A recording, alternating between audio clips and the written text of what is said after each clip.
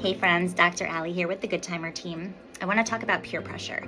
It's an issue for kids of all ages. Sure, the content of, what a peer is pressuring a kid about is different at all ages. I mean, you're a little kid, it's like, hey, go push that, person in the playground versus a big kid who's maybe being offered drugs for the first time. But the risks to someone's ways of thinking and feeling and behaving and connecting to their own values are the same throughout the lifespan. Adults get peer pressure, right? It doesn't stop. The good news is we can help our kids build the skills to resist peer pressure and the confidence that they need to effectively navigate these hard moments. So, number one, do your best. And if you need to work separately with a therapist to be able to do this, this might be really different from how you grew up, but do your best to establish an open door communication policy, right? A lot of the people who are at risk of, or most susceptible to giving in to peer pressure are ones who don't feel like they have anyone to talk to about their position, right? Like, oh, I can't even tell my parents that that's what's going on because then they won't let me hang out with these people anymore. Or then they'll, I'll get in trouble for even having that conversation or being in a place where that conversation was being had, whatever it is. So do your best when your kid comes to you with something and your instinct is to be like, rah, rah, rah, rah, rah, rah, rah. Take a deep breath. Think to yourself, it is really good they're talking to me about this. I'm going to try not to judge and I'm going to try not to fix. Try to just listen. Okay? Try to just listen. You can even say that out loud if you don't know what to say.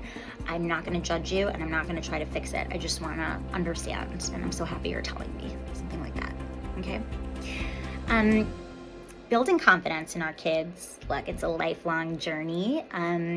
But something that particularly pertains to the resistance of peer pressure is building confidence via comments associated with a growth mindset, not a fixed mindset. So what that means is we don't say things like, oh, you're such a good kid.